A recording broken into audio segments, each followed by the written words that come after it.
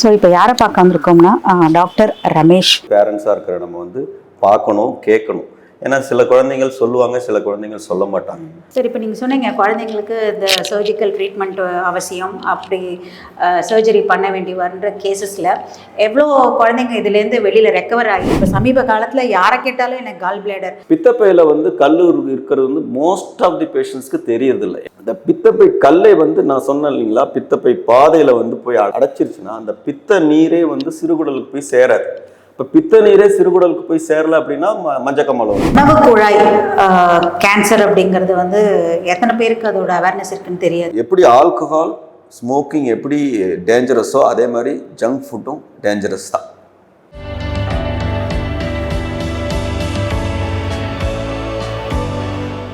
வணக்கம், நான் தான் உங்கள் பிரியா முரளி, கோவை பிரியா முரளி அப்படிங்கிற யூடியூப் சேனல்லேருந்து பேசிகிட்டு இருக்கேன். ஒவ்வொரு வாரமும் நீங்கள் கொடுக்குற ஆதரவு எனக்கு ரொம்ப மோட்டிவேஷனாக இருக்குது. இன்னும் நிறையா நல்ல விஷயங்கள் கற்றுக்கணும். ஒவ்வொரு இடத்துக்கு போகும்போது ஒவ்வொரு விஷயங்கள் நான் கற்றுட்டு தான் உங்ககிட்ட பேசுகிறேன். ஸோ எனக்கும் அது லேர்னிங் எக்ஸ்பீரியன்ஸாக இருக்குது. ஸோ இப்போ யாரை பார்க்க வந்திருக்கோம்னா டாக்டர் ரமேஷ். அவர் வந்து ஜெம் ஹாஸ்பிட்டலில் இரைப்பை குடல் மருத்துவர், கேஸ்ட்ரோ என்டராலஜி. இது என்ன புதுசாக கேஸ்ட்ரோ என்ட்ராலஜி, இது சம்மந்தப்பட்ட விஷயங்கள் பற்றி பேசுகிறதுக்கு தான் டாக்டர் ரமேஷ் அவரை சந்திக்க வந்திருக்கோம். வணக்கம், நான் தான் உங்கள் கோவை பிரியா முரளி யூடியூப் சேனல்லேருந்து பேசிகிட்டு இருக்கேன். ஸோ வாரம் நம்ம ஒரு விருந்தினரை சந்திச்சிட்ருக்கோம். அதன் அடிப்படையில் இந்த வாரம் ரொம்ப ஸ்பெஷலான ஒரு இன்டர்வியூங்க. எனக்கு இவங்ககிட்ட இருந்தெல்லாம் நமக்கு ஒரு அப்பாயின்மெண்ட் கிடைக்கிறதெல்லாம் பெரிய விஷயம் இன்டர்வியூக்கு. ஸோ அந்த வகையில் இன்றைக்கி ஒரு டாக்டர் தான் மீட் பண்ண போகிறோம். Doctor N Ramesh. அவர் வந்து ஜெம் ஹாஸ்பிட்டல் கோயம்புத்தூரில் தெரியாதவங்களே இருக்க முடியாது. அவ்வளோ நல்ல கேர் எடுத்துப்பாங்க. ஏன்னா எனக்கு அந்த அனுபவம் இருக்குது. நான் ஜெம் ஹாஸ்பிட்டலில் ஒரு 5 years பிஃபோர் வந்து ஹெரண்யா ஆப்ரேஷன் பண்ணப்போ அவ்வளோ கேரு, நமக்கு ட்ரீட்மெண்ட் ஆகட்டும், அவங்க ஒவ்வொன்றும் நம்மக்கிட்ட கேட்குறது, அவ்வளோ கைண்ட்னஸ்ஸு எல்லாமே சேர்த்து நம்மளை ஒரு பேஷண்ட் மாதிரி ட்ரீட் பண்ண மாட்டாங்க. நமக்கு வெளியில் வரும்போது ஒரு கான்ஃபிடென்ட்டாக நமக்கு இனிமேல் அந்த ஹாஸ்பிட்டலுக்குள்ளே திருப்பி போகக்கூடாது அப்படிங்கிற இதுக்கு நம்ம மைண்ட் செட்டுக்கு வந்துடுவோம். அந்தளவுக்கு நல்ல ட்ரீட்மெண்ட் கேரிங் இருக்கும். அந்த ஹாஸ்பிட்டலில் தான் டாக்டர் என் ரமேஷ். இவர் வந்து குடல் அறுவை சிகிச்சை நிபுணர் ஜெம் ஹாஸ்பிட்டலில் and surgical gastroenterologist. So doctor N Ramesh தான் நம்ம நீங்கள் மீட் பண்ண வந்திருக்கோம். வணக்கம் சார், எப்படி இருக்கீங்க? கிட்டத்தட்ட ஒரு 6 வருஷம் முன்னாடி உங்கள் ஹாஸ்பிட்டலுக்கு நான் வந்திருக்கேன். ஸோ நல்ல ஒரு ட்ரீட்மெண்ட். அதுக்கப்புறம் வந்து உங்கள் ஹாஸ்பிட்டல் பக்கமே திரும்பி பார்க்கல நான். அந்த அளவுக்கு எனக்கு என்னோட ஹெல்த்தியாக இருக்கேன் இப்போ நான். ஸோ சார், இன்னைக்கு நிறையா விஷயங்கள் பேசணும் டிபார்ட்மெண்ட் ரிலேட்டடாக. சார், நீங்கள் வந்து குடல் அறுவை சிகிச்சை டாக்டர், அதை பற்றி தான் உங்ககிட்ட இன்றைக்கி நான் டீட்டெயிலாக பேசிட்டு போகலான்னு வந்திருக்கேன். ஏன்னா நிறைய பேருக்கு வந்து அவேர்னஸ் இருக்கான்னு கேட்டால் எனக்கு தெரியல. நம்ம குழந்தைங்களேருந்தே பார்க்கும்போது குழந்தைங்க ஸ்கூலுக்கு ஒரு ஃபன்னுக்காக சொல்கிறேன், நானும் அப்போ பண்ணியிருக்கேன், நீங்களும் பண்ணியிருப்பீங்க, எல்லாருமே பண்ணியிருப்போம். ஸ்கூலுக்கு போகணுன்னா சின்ன குழந்தைங்களா இருக்கும்போது எனக்கு வயிறு வலிக்குது சொல்லிட்டு அழுது ஒரு ஆக்டிங்லாம் பண்ணி லீவ் எடுக்கிறது. அந்த ஒரு வயிறு வலிங்கிறது வந்து ஸ்டார்ட் பண்ணுவோம். அந்த குழந்தையிலேருந்தே தெரியும் வயிறு வலி அப்படிங்கிறது. ஸோ அந்த வயிறு வலிங்கிறது எவ்வளோ தூரம் சீரியஸுங்கிறது நம்ம போக போக பெருசாகும் போது தான் நமக்கு தெரியும்.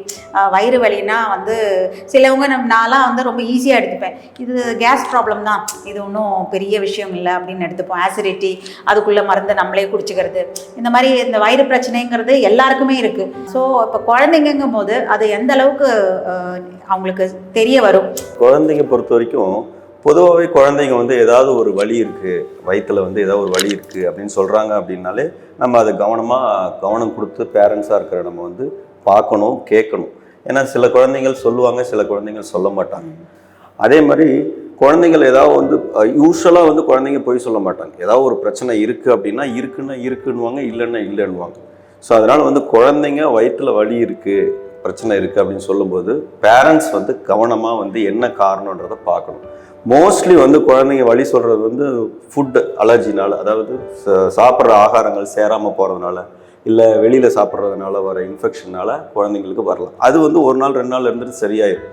இருந்தாலும் மருத்துவர் ஆலோசனை பெற்று அவங்களுக்கு என்ன பிரச்சனைன்னு கண்டுபிடிச்சு அது ஒன்றும் இல்லை, வெறும் இன்ஃபெக்ஷன் தான் அப்படின்னு தெரிஞ்சதுக்கப்புறம் தான் நம்ம வந்து அது கடந்து போக முடியும். இல்லைன்னா நம்ம அப்படியே வந்து ஒன்றும் யார்கிட்டையும் மருத்துவர்கிட்ட சொல்லாமலே இல்லை காமிக்காமலே, குழந்தைங்களை காமிக்காமலோ நம்ம அப்படியே கடந்து போகக்கூடாது. இல்லை கவுண்டரில் போய் மெடிசன் வாங்கி குழந்தைங்களுக்கு கொடுக்கறத தவிர்க்கணும். அப்படி செய்யக்கூடாது. என்ன காரணங்களால்? ஒன்று வந்து இன்ஃபெக்ஷனால் வரலாம், இன்னொன்று வந்து ஒட்டுக்குடல் பிரச்சனைனால கூட குழந்தை வயிற்று வலின்னு சொல்லலாம். இந்த ஒட்டுக்குடல் பிரச்சனை வந்து யூஸ்வலாக எப்படின்னா குழந்தைங்களுக்கு வந்து வயிறு ஃபுல்லாக வலிக்குன்னு சொல்லுவாங்க. ஆரம்ப காலத்தில் வயிறு ஃபுல்லாக சடனாக வரும். எந்த ஏஜ்லேருந்து சார் வரும்? அது எந்த ஏஜில் 2 வயசுக்கு மேலே எந்த ஏஜில் வேணாலும் ஒட்டுக்குடல் பிரச்சனை வரலாம்.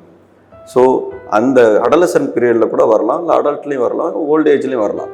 குழந்தைங்களுக்கு வர்றது வந்து வயிற்று வலி ஃபுல்லாக வயிறு வலிக்குது அப்படின்னு சொல்லுவாங்க. ஃபுல்லாக வலிக்குதுன்னு சொல்லுவாங்க. அது வந்து ஆரம்ப நிலையில் தொப்புளை சுற்றி வலிக்குது, இல்லை வயிறு வலிக்குது, இல்லை வயிறு ஃபுல்லாக வலிக்குதுன்னு சொல்லுவாங்க. அதுக்கப்புறம் அந்த வலி வந்து ரைட் சைடு ஷிஃப்ட் ஆகி ரைட் சைடு லோயர் அப்டமனுக்கு வந்துடும்.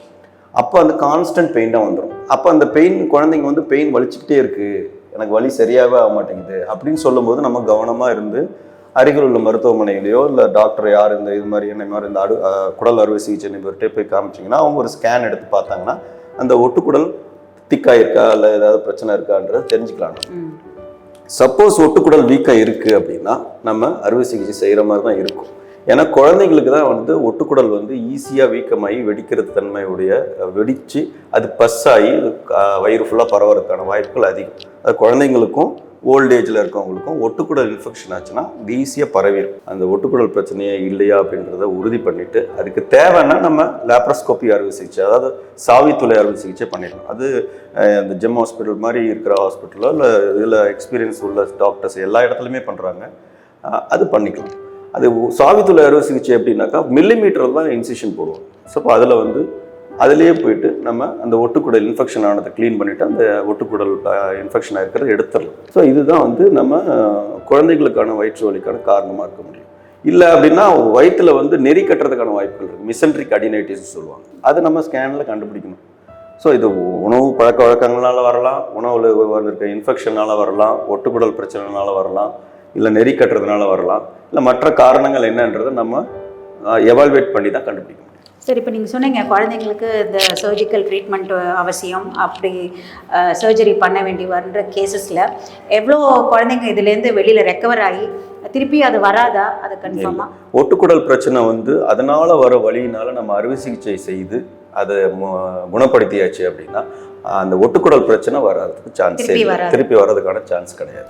சார், இப்போ நிறைய கேசஸ் நான் கேட்குறது என்னென்னா கால் பிளாடர், பித்தப்பை, இது நிறைய இப்போ இருக்குது. இப்போ சமீப காலத்தில் யாரை கேட்டாலும் எனக்கு கால் பிளாடர் அப்படின்னு சிலவங்க சொல்கிறாங்க, மெடிசின்ஸ்லேயே எனக்கு க்யூர் ஆகிடுச்சுன்றாங்க.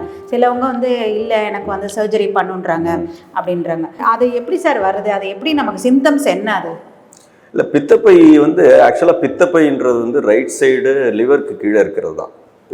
பித்த நீர் உருவாகிறது வந்து லிவரில் தான் உருவாகுது. எல்லாருக்குமே வந்து ஒரு தவறாத புரிதல் என்னது அப்படின்னாக்கா பித்த நீரே வந்து பித்தப்பையில் தான் உருவாகுதுன்ற ஒரு புரிதல் இருக்குது. அதை முதல்ல வந்து நம்ம தெரிஞ்சுக்கணும். பித்த நீர் வந்து நம்ம லிவரில் தான் உருவாகி ஒரு சின்ன டக்ட் வழியாக right side left side duct சேர்ந்து காமன் ஹெப்பாட்டிக் டக்ட்னு சொல்லுவாங்க, அது வழியாக வந்து அப்புறம் அந்த பித்தப்பை வந்து அந்த ஹெப்பாட்டிக் டக்டில் போய் சேரும். அது சேர்றது வந்து சிஸ்டிக் டக்ட் மூலயமா சேரும்.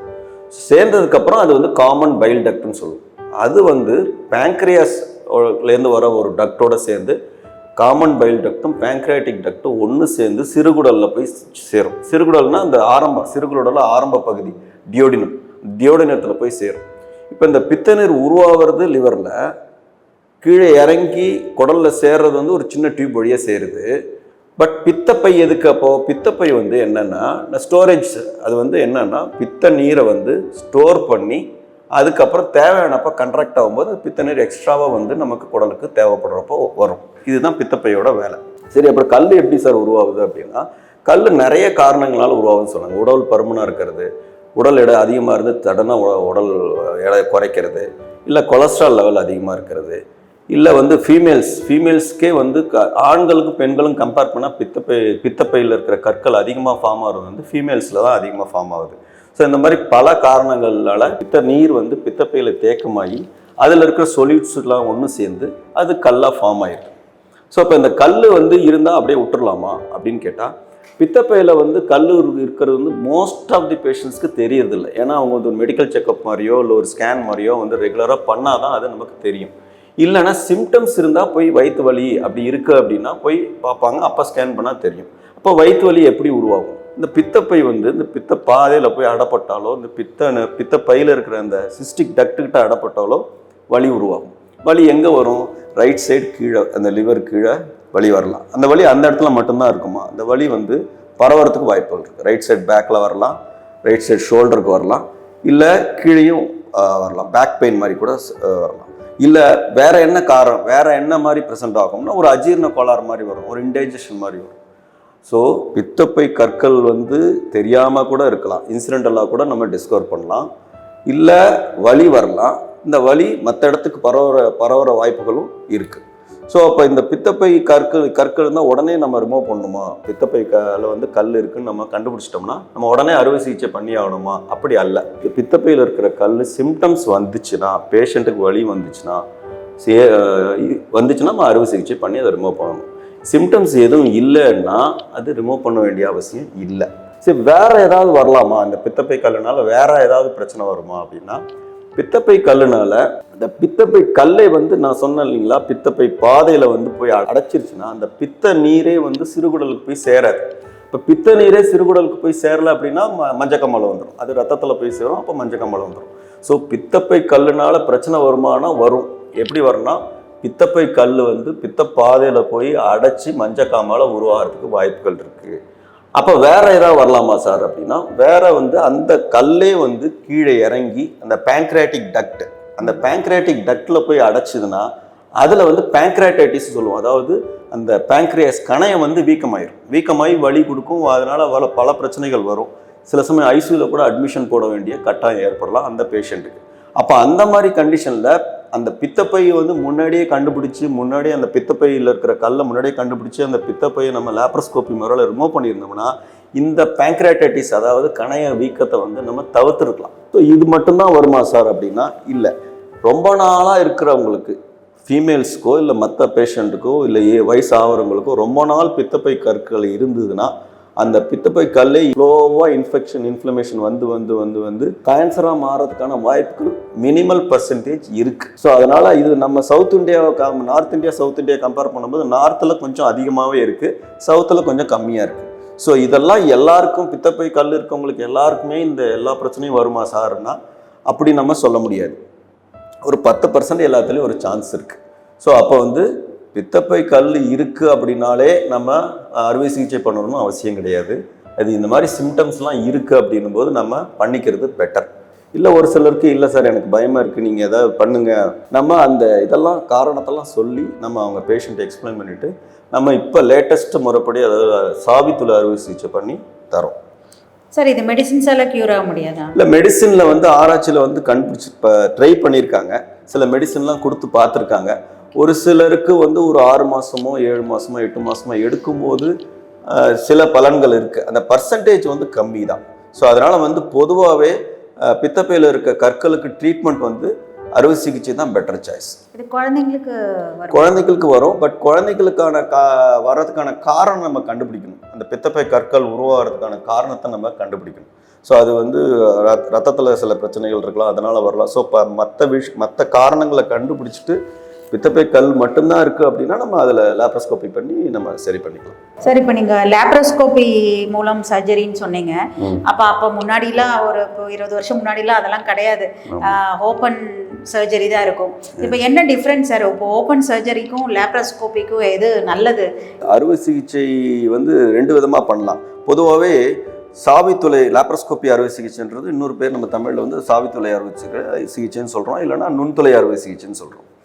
இது எப்படி டெவலப் ஆச்சு அப்படின்னா, நம்ம இந்தியாவில் வந்து ஃபாரினில் ஃபஸ்ட்டு ஆரம்பத்தில் பண்ணிகிட்டு இருந்தாங்க. இப்போ இந்தியாவில் நம்ம டெவலப் பண்ணது வந்து நார்த்தில் ஒரு சில டாக்டர்ஸ் டெவலப் பண்ணாங்க. சவுத்தில் வந்து நம்ம டாக்டர் பழனிவேலு தான் வந்து ஃபஸ்ட்டு போய் GeM hospital doctor Palanivelu doctor தான் ஃபாரின் போயிட்டு அதில் பயிற்சி எடுத்துகிட்டு அப்புறம் வந்து முதல்ல நம்ம பழனிவேலு டாக்டர் தான் ஆரம்பிக்கிறார். சாவித்துளை அறுவை சிகிச்சை லேப்ரோஸ்கோபி என்ற விஷயமே வந்து ஃபஸ்ட்டு அவர் தான் ஆரம்பிக்கிறார். அவர் ஆரம்பித்து எல்லா சர்ஜன்ஸ்க்கு இங்கே இருக்கிறவங்க எல்லாருக்கும் ட்ரைனிங் கொடுத்து இப்போ எல்லா இடத்துலையுமே வந்து பண்ண ஆரம்பிச்சிட்டாங்க. இப்போ வந்து என்ன அட்வான்டேஜ்னால அது நமக்கு எல்லா இடத்துலையும் நல்லா பரவ ஆரம்பிச்சிச்சு அப்படின்னா, அந்த சாவித்துளை அறுவை சிகிச்சையில் வந்து பெயின் இருக்காது. ஏன்னா நம்ம போடுற இன்சிஷனே வந்து ரொம்ப 5 மில்லிமீட்டர் 10 மில்லிமீட்டர் 7 மில்லிமீட்டர் இப்படி தான் நம்ம இன்சிஷனே போடுவோம். ஸோ ஓப்பன் அறுவை சிகிச்சையில் வந்து லென்த்தியான இன்சிஷன் போடுறதுனால அதனால் வர ரிலீஸ் ஆகிற கெமிக்கல் மீடியேட்டர்ஸ் வந்து அதிக வலியை உருவாக்கும். இப்போ நம்ம சின்ன இன்சிஷன் போடுறதுனால அந்த கெமிக்கல் மீடியேட்டர்ஸ் ரிலீஸ் ஆகிறது வந்து கம்மியாக இருக்குது. ஸோ அப்போ அது கம்மியாக இருக்கிறதுனால அப்போ நமக்கு வந்து அந்த வலி உருவாக்கக்கூடிய வலி வந்து கம்மியாக இருக்குது, பெயின் கம்மியாக இருக்குது. ஸோ அது ஒன்று. ரெண்டாவது சின்ன துளை போடுறதுனால பிளட் லாஸ் கிடையாது. ஸோ இப்போ வந்து பிளட் லாஸ் கம்மியாக இருக்குது, பெயின் கம்மியாக இருக்குது. அப்புறம் வேற என்ன அட்வான்டேஜ் அப்படின்னா, நம்ம உள்ள கேமரா போட்டு பார்த்த உடனே 10 மடங்கு பெருசாக தெரியும். ஸோ 10 மடங்கு பெருசாக தெரியறதுனால நமக்கு வந்து நம்ம நார்மலாக பார்க்குறதோட 10 மடங்கு பெருசாக தெரியும்னா ஒரு அறுவை சிகிச்சை செய்கிறது ஈஸியாகிடுது. அப்போது ஒரு சின்ன சின்ன விஷயம் கூட நமக்கு நல்லா தெரியும். அப்போ ப்ரிசைஸ்டாக நம்ம பண்ண முடியும். ஸோ இப்போ ஒரு அறுவை சிகிச்சை, ஒரு புற்றுநோய்க்கு கூட நம்ம அறுவை சிகிச்சை பண்ணுறோம். அது எல்லாமே பழனிவேல் டாக்டர்ஸ் டெவலப் பண்ணது தான். இப்போ ஒரு உணவு குழாய் புற்றுநோயோ இல்லை இரைப்பை புற்றுநோய்க்கோ நம்ம அறுவை சிகிச்சை பண்ணுறோம்னா உள்ளே போய் 10 மடங்கு பெருசாக தெரியுதுன்னா நம்ம கிளியரன்ஸ் நல்லா கொடுக்க முடியும். ஒரு புற்றுநோயை ரிமூவ் பண்ணுறது ஈஸி, ஒரு புற்றுநோயை முழுசாக குணப்படுத்துறதும் ஈஸி.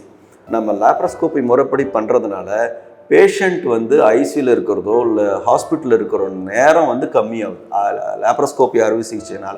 ஸோ அப்போ பேஷண்ட் சீக்கிரம் வீட்டுக்கு போயிடுறாங்க. ஸோ சீக்கிரம் வீட்டுக்கு போகிறாங்க, அவங்க சீக்கிரம் வேலைக்கு போகிறாங்க, சீக்கிரம் அவங்க பழைய வேலையை திருப்பி நார்மல் ரொட்டீனுக்கு சீக்கிரம் வந்துடுறாங்க. இதெல்லாம் விட நம்ம வந்து டியூமர் கிளியரன்ஸ் ரேட் வந்து அதிகமாக இருக்குது. அப்போ வந்து க்யூர் ரேட் அதிகமாக இருக்குது. ஸோ எல்லா விதத்துலையும் பார்த்தா நம்ம லேப்ரோஸ்கோபி அறுவை சிகிச்சை, அதாவது சாவித்துளை அறுவை சிகிச்சை தான் பெஸ்ட். அண்ட் ஒன்னாவது இப்போ ஓப்பன் சர்ஜரினா நிறைய ஸ்டிச்சஸ் தெரியும் நமக்கு, இதில் ஒன்றுமே நமக்கு ஸோ அந்த காரே தெரியாது. இப்போ நாங்கள் ஜெம் ஹாஸ்பிட்டலில் எப்படின்னு கேட்டிங்கன்னா எல்லாமே உள் தையலாக போடுவோம். அப்போ வந்து பேஷண்ட்ஸ் கூட கேட்பாங்க, சார் நாங்கள் எதாவது தையல் பிரிக்க திருப்பி வரணுமா சார்? நான் சொல்லுவேன், தையலை பிரிக்க வேண்டியதில்லை, எல்லாம் நாங்கள் உள் தையலாக போட்டிருக்கோம். நீங்கள் பக்கத்தில் இருக்க டாக்டர், உங்கள் ஃபேமிலி டாக்டர் பார்த்துட்டு கூட நீங்கள் இது பண்ணிக்கலாம். ஏன்னா நாங்கள் ஒன் டே ட்ரீட்மெண்ட் மாதிரி தான். இப்போ ஜெம் ஹாஸ்பிட்டலில் வந்து சாவித்துளை அறுவை சிகிச்சைன்றது ஒரு நாள் ட்ரீட்மெண்ட் தான். வருவாங்க, சர்ஜரி பண்ணுவோம், சாயங்காலம் வீட்டுக்கு அனுப்பிடுவோம், இல்லை ஒரு நாள் அடுத்த நாள் வீட்டுக்கு அனுப்புவோம், அவ்வளோதான். ஸோ ஒரு டே கேர் சர்ஜரி மாதிரி தான் பண்ணிகிட்டு இருக்கோம். சார், இப்போ உணவு குழாய் கேன்சர் அப்படிங்கிறது வந்து எத்தனை பேருக்கு அதோட அவேர்னஸ் இருக்குன்னு தெரியாது. எனக்குமே அதை பற்றி நாலேஜ் இல்லை. ஸோ உங்ககிட்ட தான் அதை பற்றி தெரிஞ்சு, ஏன்னா நீங்கள் அது ரிலேட்டடாக தான் நீங்கள் சர்ஜிக்கல் கேன்சர் பண்ணிகிட்ருக்கீங்க. ஸோ அதை பற்றி கொஞ்சம் விவரமாக சொன்னால் நல்லாயிருக்கும். உணவு குழாய்ன்றது நம்ம வாய்க்கும் இரைப்பை, அதாவது ஸ்டொமக்குக்கும் உள்ள கனெக்ஷன், அதாவது டியூப். அது பேர் ஈசோபேகஸ்ன்னு சொல்லுவோம், இங்கிலீஷில் ஈசோபேகஸ்ன்னு சொல்லுவோம். அது ஒரு 25 சென்டிமீட்டர் இருக்கும். நம்ம சாப்பிட்ற உணவை வந்து உள்ள கடத்தி ஸ்டொமக் கொண்டு போகிறது தான் அந்த உணவு குழாய். ஸோ இப்போ இது வந்து உணவு குழாய் புற்றுநோயின்றது அந்த உணவு குழாயில், அதாவது பாதையில் ஒரு அல்சரோ இல்லை ஒரு கட்டியோ ஏற்பட்டால் அது வந்து உணவு குழாய் புற்றுநோய்னு நம்ம சொல்கிறோம். இப்போ எதனால் வருது இந்த உணவு குழாய் புற்றுநோய் அப்படின்னா, மோஸ்ட்லி வந்து ஓல்டேஜில் தான் வருது. எதனால் வருது அப்படின்னா, இப்போ உணவு குழாய் புற்றுநோய் வர்றதுக்கு காரணம் வந்து மெயின் வந்து ஸ்மோக்கிங் வந்து எனி ஃபார்ம், அதாவது புகையிலை பழக்கம் எந்த ஃபார்மில் இருந்தாலும் உணவு குழாய் புற்றுநோய் வர்றதுக்கு வாய்ப்புகள் அதிகம். அது ஸ்மோக்கிங் வந்து இருக்கிறவங்க ஸ்மோக்கிங் ஸ்டாப் பண்ணால் அது இருக்கக்கூடாது. ரெண்டாவது வந்து ஆல்கஹால், அதாவது ஆல்கஹால் இன் எனி ஃபார்ம் வந்து அது புற்றுநோய் வர்றதுக்கு வாய்ப்புகள் அதிகம். மூணாவது வந்து ரீஃப்ளக்ஸ் சிம்டம்ஸ் இருக்கவங்களுக்கு வந்து வர்றதுக்கு வாய்ப்புகள் இருக்குது. அதாவது ஜிஇஆர்டி சொல்கிறோம், கேஸ்ட்ரோ ஈசோஃபேஜியல் ரிஃப்ளக்ஸ் டிசார்டர். அது இருக்கவங்களுக்கு வந்து ட்ரீட்மெண்ட் எடுத்துக்கணும். அப்படி இல்லை ரொம்ப லாங் ஸ்டாண்டிங்காக அந்த ஜிஆர்டி இருக்குது அப்படின்னா அவங்களுக்கு வர்றதுக்கு வாய்ப்புகள் உண்டு. நாலாவது வந்து உடல் பருமனாக இருக்கவங்களுக்கு, ஃபேட்டி பர்சன்ஸ்க்கு வர்றதுக்கு வாய்ப்புகள் உண்டு. அஞ்சாவது வந்து அந்த ஹியூமன் பேப்பிலோமா வைரஸ்னால வரக்கூட இன்ஃபெக்ஷன் வந்து நம்ம உணவு குழாய் புற்றுநோய் வர்றதுக்கான வாய்ப்புகள் இருக்குது. நீங்கள் சொன்னீங்க ஸ்மோக்கிங்னால, ட்ரிங்கிங்னால, அது இல்லாதவங்களுக்கே வருது சார். அது இல்லாமல் இருக்கவங்களுக்கு வர்றதுக்கு காரணம் வந்து இந்த உடல் பருமனாக இருக்கிறது, இந்த கேஸ்ட்ரோஎசோஃபேஜியல் ரிஃப்ளக்ஸ் இருக்கிறது, வைரல் இன்ஃபெக்ஷனால வர்றது, இது காரணமாக இருக்கும். அப்போ எப்படி தெரியும் அப்படின்னா, மெயினாக வந்து உணவு குழாய் புற்றுநோய்க்கு வந்து எப்படி தெரியும்னா, அவங்க வந்து சாப்பிட்றதே வந்து முழுங்குறதே கஷ்டமாக இருக்கும் அவங்களுக்கு, டிஸ்ஃபேஜியான்னு சொல்லுவோம். அப்போ எடுத்த உடனே அந்த டிஸ்ஃபேஜியா வந்துருமானா, எடுத்த உடனே அவங்க அது சொல்ல மாட்டாங்க. எடுத்த உடனே அவங்க சாப்பிட்ற கெட்டி ஆகாரத்துக்கு தான் வந்து அவங்களுக்கு சாப்பிட்றத அடைக்கிற மாதிரி இருக்கும். அந்த கெட்டி ஆகாரம் அடைக்கிறப்பயே நம்ம வந்து ஒரு எண்டோஸ்கோப்பியோ இன்வெஸ்டிகேஷனோ பண்ணி பார்த்துட்டோம்னா நம்ம அதை கண்டுபிடிச்சிடலாம் ஏலியாவே. இல்லை ஒரு சாதாரணமாக அந்த வயிறு நெஞ்செரிச்சல் இருக்குன்னு பாருங்க, அந்த நெஞ்செரிச்சல் கூட சில பேருக்கு ரொம்ப லாங் ஸ்டாண்டிங்காக இருக்கும். அந்த மாத்திரைகள்லாம் கொடுத்தா கூட அது கேட்காது. அப்படி இருக்கும்போது ஒரு எண்டோஸ்கோப்பி பண்ணும். சில பேர் என்ன நினச்சிப்பாங்க, நெஞ்செரிச்சல் இருக்குது, அது நெஞ்செரிச்சல் தானே, அது ஒன்றும் இருக்காது அப்படின்னு நினச்சிட்டு விட்டுருவாங்க. அப்படியே ஒரு மாத்திரை சாப்பிட்றாங்க, கொஞ்சம் பரவாயில்லாமல் ஆனதுக்கப்புறம் அப்படியே விட்டுருவாங்க. ஒரு எண்டோஸ்கோப்பியோ ஒரு டாக்டர்கிட்ட போய் செக் பண்ணுறதோ பண்ண மாட்டாங்க. ஸோ அந்த மாதிரி ஆரம்ப நிலையிலே கண்டுபிடிக்கணும்னா எந்த ஒரு சிம்டமும் இந்த மாதிரி சாப்பிடும்போது அடப்பு இருக்கிறதோ இல்லை நெஞ்செரிச்சல் இருக்கிறதோ, தொடர்ந்து மாத்திரை சாப்பிட்டாலும் அந்த நெஞ்செரிச்சல் சரியாகாமல் இருந்தாலோ நம்ம எண்டோஸ்கோபி பண்ணி அது இருக்கா இல்லையான்றதை கண்டுபிடிக்கிறது தான் நல்லது. சில நேரங்களில் வந்து அந்த முழுங்குறது கஷ்டம் இல்லாமல் வாமிட்டிங் மாதிரி கூட வரலாம். அடப்பு மாதிரி வந்து வாமிட்டிங் மாதிரி வரலாம். இல்லை அப்படின்னா ரத்த வாந்தி கூட வர்றதுக்கான வாய்ப்புகள் இருக்குது. சார் இந்த மாதிரி சிம்டம்ஸ் இருந்தால் உடனே அவங்க ஒரு எண்டோஸ்கோபி பண்ணிக்கிறது நல்லது. சார், இப்போ நீங்கள் சொன்னீங்க சர்ஜிக்கல் கேன்சர் அந்த எண்டோஸ்கோபி இதை பற்றிலாம் நம்ம பேசினோம். ஸோ இப்போ நிறையா குழந்தைங்களாகட்டும், இப்போ யங்ஸ்டர்ஸு எல்லாருமே பார்த்தீங்கன்னா இப்போ வெளியில் உள்ள ஃபுட்டு தான் ரொம்ப ப்ரிஃபர் பண்ணுறாங்க. ஜங்க் ஃபுட்டு, வீட்டு சாப்பாடு, நம்ம அந்த காலத்து சாப்பாடு மாதிரிலாம் இப்போ அவங்களுக்கு விரும்புறதில்லை. வெளியில் போய் பிஸா, அது நிறைய அது ஆயில், நிறைய ஃபேட்டி ஐட்டம்ஸாக தான் வாங்கி சாப்பிட்றாங்க, விரும்புகிறாங்க. ஸோ அந்த மாதிரி இருக்கவங்களுக்கு ஏதாவது பாதிப்பு? நான் சொன்ன மாதிரி இப்போ எப்படி ஆல்கஹாலு, ஸ்மோக்கிங்கு, அதாவது டொபாக்கோ, அதாவது புகையிலை பழக்கம் எப்படி டேஞ்சரஸோ, அதே மாதிரி டிசிப்ளின் இல்லாத ஃபுட்டுமே டேஞ்சரஸ் தான். டிசிப்ளின்னா எப்படின்னா, எந்த டைமுக்கு சாப்பிடணுமோ அந்த ஓரளவுக்கு டைம் மெயின்டைன் பண்ணணும் சாப்பிட்றா. அப்புறம் என்ன டைப் ஆஃப் ஃபுட்னா நம்ம நிறைய இந்த சொன்ன மாதிரி மேடம் சொன்ன மாதிரி ஜங்க் ஃபுட், அதாவது ஃப்ரைட் ஐட்டம்ஸ், எண்ணெயில் போட்டு அதிக ஹீட்டில் வந்து பொரிச்சு கொடுக்குற ஃபுட்டு வந்து ஆயிலி ஃபுட் வந்து அது நல்லதே இல்லை. அது ஏன் நல்லது இல்லை அப்படின்னா, இந்த ஆயிலி ஃபுட் சாப்பிட்றவங்க வந்து ஒரு அளவுக்கு மேலே சாப்பிட்றாங்க. அப்போ வந்து நம்ம இந்த இரைப்பைன்றது ஒரு டியூப் மாதிரி தான், அது விரிஞ்சிக்கிட்டே போயிட்டே இருக்கும். அப்படி விரிஞ்சிக்கிட்டே போயிட்டே இருந்ததுன்னா அந்த உணவு குழாயில் இருக்கிற அந்த லோயர் ஈசோஃபேஜியல் ஸ்பிங்க்டர் ப்ரெஷர்னு சொல்லுவாங்க, அந்த ப்ரெஷர் குறைஞ்சிரும். அப்போ அந்த ப்ரெஷர் குறைஞ்சிருச்சுன்னா ஸ்டொமக்கில் வந்து ஆசிட் இருக்கும். உணவு வந்து ஃபேட்டி ஃபுட் சாப்பிடும்போது அந்த உணவு சீக்கிரமாக செரிமானம் ஆகாது, கீழே இறங்காது, இப்போ ஸ்டொமக்லேயே இருக்கும். சாப்பிட்டுட்டே இருந்தாங்கன்னா அந்த இது விரிஞ்சு அந்த ப்ரெஷரும் குறையும். அப்போ ஈஸியாக வந்து அந்த உணவு வித் ஆசிட் அப்படியே ரிஃப்ளெக்ஸ் ஆகி அந்த உணவு குழாயில் போய் படும். அப்படி படும்போது தான் அது திருப்பி டேமேஜ் ஆகி தான் அது அப்படியே கேன்சராக மாறுறது. ஸோ உடல் பருமனும் ஆயிடுவாங்க பேஷண்ட் வந்து, உடலும் வந்து வெயிட்டும் அதிகமாகிடுறாங்க. இப்போ ஜங்க் ஃபுட் சாப்பிட்றதுனால ரீஃப்ளெக்ஸ் வர பிரச்சனை இல்லாமல் உடல் பருமனும் அதிகமாகிறதுனால அவங்களுக்கு எல்லா பிரச்சனையும் ஒன்று சேர்ந்துடும். முட்டி வலி வந்துடும், இடுப்பு வலி வந்துடும், அவங்களால நடக்கக்கூட முடியாது, மூச்சு வாங்க ஆரம்பிச்சிடும். அதனால் வந்து சுகர் வர பிரச்சனை, ப்ரெஷரு, கொலஸ்ட்ரால் லெவல் அதிகமாக, ஹார்ட் அட்டாக், எல்லா பிரச்சனையும் உடல் பருமனால் வர எல்லா பிரச்சனையும் வர ஆரம்பிச்சிடும். எப்படி ஆல்கஹால், ஸ்மோக்கிங் எப்படி டேஞ்சரஸோ அதே மாதிரி ஜங்க் ஃபுட்டும் டேஞ்சரஸ் தான். சார், இவ்வளோ அழகாக பேசுனீங்க. நிறையா விஷயங்கள் நீங்கள் மக்களுக்கு விழிப்புணர்வாக பேசியிருக்கீங்க. இப்போது சார், நீங்கள் எண்டோஸ்கோபி சொன்னீங்க, கொரோனாஸ்கோப்பின்னு ஒன்று கேள்விப்பட்டிருப்போம். நம்ம அதை பற்றி சொல்லுங்கள். நமக்கு தெரியல. இப்போது கொரோனாஸ்கோப்பி எப்படி வந்து எண்டோஸ்கோப்பி ரொம்ப முக்கியமோ அதே மாதிரி மலச்சிக்கல் இருக்கவங்களுக்கோ இல்லை மலம் போகும்போது பேஷண்ட்டுக்கு வந்து அடிக்கடி மலம் போகிற பிரச்சனை இருக்கவங்களுக்கோ, இல்லை மலமே போகாமல் அதாவது மலச்சிக்கல் இருக்கவங்களுக்கோ, இல்லை வந்து மலம் போகும்போது ப்ளீடிங் ஆகுது, அவங்களுக்கு ரத்த கசிவு இருக்குது அப்படின்னா, இந்த மாதிரி ஒரு சிம்டம்ஸ் இருக்கவங்களுக்கு நம்ம மலக்குடல் டெஸ்ட் பண்ணுவோம். எப்படி எண்டோஸ்கோப்பியில் எப்படி கேமரா போட்டு நம்ம நேரடியாக பார்க்குறோமோ அதே மாதிரி மலக்குடல் டெஸ்ட்டும் வந்து அனஸ்தீசியா கொடுத்து தான் பார்க்குறது. ஆக்சுவலாக இது வந்து நம்ம கான்ஷியஸாக பார்க்க முடியாது. மயக்கம் வந்து ஷார்ட் பீரியட் தான் வந்து மயக்கம் கொடுப்போம் அவங்களுக்கு பண்ணும்போது தெரியாது, பேஷண்ட்டுக்கு தெரியாது. அப்போ எப்படி இதை பண்ணுவாங்க அப்படின்னா, இதுக்கு ஸ்பெஷலிஸ்ட், எங்களை மாதிரி ஸ்பெஷலிஸ்ட் தான் பண்ணுவாங்க. பண்ணுறதுக்கு முன்னாடி அவங்கள ரெடி பண்ணுவோம், ப்ரிப்பேர் பண்ணுவோம். அவங்கள வந்து ஒரு திரவம் மாதிரி குடிக்க சொல்லுவோம். அவங்க குடிச்சிட்டு மோஷன் வந்து ஒரு 10 times 8 times to 10 times போயிட்டாங்கன்னா அந்த மலக்குடல் ஃபுல்லாக க்ளீன் ஆயிடும். க்ளீன் ஆனதுக்கப்புறம் எப்படி நம்ம எண்டோஸ்கோப்பி பண்ணுறோமோ அதே மாதிரி அந்த சைஸ் வந்து கொஞ்சம் பெருசாக இருக்கும், அந்த கொரோனாஸ்கோப்பியோட சைஸு. அது வழியாக நம்ம வந்து ஆசனவாய் வழியாக அந்த ஸ்கோப்பை போட்டு நம்ம மலக்குடல்ன்றது ஆரம்பத்தில் ஆனல் கலான்னு சொல்லுவோம், அதுக்கப்புறம் ரெக்டம் சொல்லுவோம், அப்புறம் சிக்மாய்டு கோலன் சொல்லுவோம், அப்புறம் டிசெண்டிங் கோலன், அப்புறம் டிரான்சஸ் கோலன், அப்புறம் அசெண்டிங் கோலன், அப்புறம் சீக்கம். ஸோ இந்த மலக்குடல்ன்றதை ஃபுல்லாக நம்ம பார்க்கறது தான் கொலனோஸ்கோப்பி. அப்போ எதுக்கு பார்க்குறோம் அப்படின்னா, இந்த பிரச்சனைகள் இருக்கவங்களுக்கு நம்ம மலக்குடல் வழியாக கேமரா போட்டு பார்க்கும்போது ஏதாவது பிரச்சனை இருக்கா இல்லையான்றதை நம்ம கண்டுபிடிக்கலாம். அந்த கண்டுபிடிக்கிறது வந்து நேரடியாக நம்ம பார்த்துட்டோம்னா நமக்கு நிம்மதி, பேஷண்ட்டுக்கும் நிம்மதி. சார் நிறைய விஷயங்கள் நம்ம வயிறு சம்மந்தப்பட்ட சர்ஜிக்கல் எல்லாமே நீங்கள் பேசினீங்க. உங்கள் டைம் ஒதுக்கி எனக்காக ஒரு டைம் இன்னைக்கு ஸ்பெண்ட் பண்ணி ஒரு 1/2 மணி நேரம் நமக்கு முடிச்சிருக்கீங்க. அண்ட் உங்கள் மிஸ்ஸஸ் பற்றி எனக்கு கேட்கணும்னா சார், இப்போ ரீசெண்டாக நான் பார்த்தேன் உங்கள் பேஜில் ஒரு ஸ்கேனிங் சென்டர் ஓப்பன் பண்ணியிருக்கீங்க நம்ம ஜெம் ஹாஸ்பிட்டல் பக்கத்தில் ராமநாதபுரத்தில். ஸோ அதை பற்றி என்ன சார், என்னெல்லாம் இங்கே இருக்கும்? அதாவது நம்ம இப்போ எனக்கு என்ன ஆகுதுன்னா, மக்கள் வந்து ரொம்ப இந்த ஒரு சிடி ஸ்கேனோ இல்லை எம்ஆர்ஐயோ எடுக்கணும் அப்படின்னா அதுக்கு அதிகமாக செலவாகுது.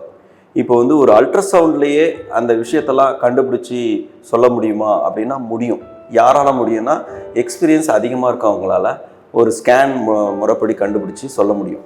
இப்போ ஒய்ஃப் வந்து பார்த்திங்கன்னா டாக்டர் கே மாலத்தின்னு அவங்க வந்து ஆல்மோஸ்ட் 20 இயர்ஸ் வந்து இந்த ஸ்கேன்லேயே எக்ஸ்பீரியன்ஸ் உள்ளவங்க. ஸோ அதனால் வந்து அந்த எக்ஸ்பீரியன்ஸை வச்சு அவங்க வந்து ஜெம் ஹாஸ்பிட்டல்லையே ஒரு 4-5 இயர்ஸ் இருந்திருக்காங்க. பிஎஸ்சி ஹாஸ்பிட்டல் கோயம்புத்தூர் அதில் 2-3 இயர்ஸ் இருந்திருக்கிறாங்க. அது இல்லாமல் அவங்க ட்ரிச்சிலையும் வந்து நிறைய ப்ராக்டிஸ் பண்ணி நல்ல ஸ்கில்ஸ் நல்லா இருக்குது அவங்களுக்கு. ஸோ அதனால் வந்து எப்படி ஒரு சிடி ஸ்கேனில் நம்ம ஒரு விஷயத்தை கண்டுபிடிக்கிறோம், இல்லை எம்ஆர்ஐயில் கண்டுபிடிக்கிறோமோ அதே அளவுக்கு துல்லியமாக வந்து ஸ்கேன் மூலயமாவே அவங்களால சொல்லக்கூடிய அளவுக்கு அவங்க அந்த ஸ்கில் டெவலப் பண்ணியிருக்காங்க. ஸோ அதனால் சரி, அந்த ஸ்கில் டெவலப் பண்ணதை வந்து நம்ம எப்படி மக்களுக்கு பிரயோஜனமாக எப்படி பண்ணலாம் அப்படின்ற மைண்டில் வச்சு தான் நான் அந்த ஸ்கேன் சென்டர் ஆரம்பித்தது. ஸோ இது ஆரா ஸ்கேன்ஸ் வந்து நம்ம ராமநாதபுரத்தில் ஆரம்பிச்சிருக்கோம். இது வந்து எல்லா ஸ்கேனுமே பண்ணிகிட்டு இருக்காங்க. அதாவது வந்து வயிற்றுக்கு மட்டும் இல்லைங்க, பிரெஸ்ட் ஸ்கேன், அதாவது மார்பக புற்றுநோயை ஏர்லியாக கண்டுபிடிக்கிறது. எப்படி நம்ம மேமோகிராம் எப்படி நம்ம கண்டுபிடிக்கணுமோ அதே மாதிரி இது வந்து மேமோசோனோகிராம்னு சொல்லுவோம். இது வந்து ஸோ பிரெஸ்ட்டில் வந்து ஏதாவது சின்ன கட்டி இருந்தாலோ இல்லை புற்றுநோய் இருந்தாலோ அதை வந்து ஏர்லியாக கண்டுபிடிக்கிறது எப்படி அப்படின்றத ஸ்கேன் மூலமாக கண்டுபிடிச்சிக்கலாம். அதே மாதிரி வயிற்றில் இருக்கிற பிரச்சனையை வந்து எல்லா பிரச்சனையுமே வந்து கண்டுபிடிக்கலாம். அதை பற்றி அவங்க டீட்டெயிலாக மேடம் சொன்னால் பெட்டராக இருக்கும்னு நினைக்கிறேன். நான் கண்டிப்பாக மேடத்தையும் சந்திச்சுட்டு தான் போகிறோம். ஆனால் இன்னொன்று சாரை பற்றி சொல்லணும்னா, எனக்கு இவர் பர்சனலாக நல்லா ஃப்ரெண்டுங்கிற முறையில் சொல்கிறேன். நிறையா வந்து சர்வீஸ் பண்ணிகிட்ருக்கு, சோஷியல் சர்வீஸ். அவரால் முடிஞ்ச அளவுக்கு முடியாதவங்களுக்கு ட்ரீட்மெண்ட்டு கொடுக்குறாரு, நிறைய ஹெல்ப் பண்ணிகிட்ருக்காரு. ஸோ அந்த வகையில் உங்களை நான் ரொம்ப பாராட்டுறேன் சார். ரொம்ப உங்களோட சேவையும் உங்களோட இந்த ப்ரொஃபஷன் மேலும் மேலும் நிறையா உங்களால் பேஷண்ட்டு குணமடைஞ்சு நல்லா என்ன மாதிரி பாருங்கள் நல்லா இருக்கேன் நான் இருக்கணும்னு நான் வேண்டிக்கிறேன். Thank you so much. தேங்க்யூ.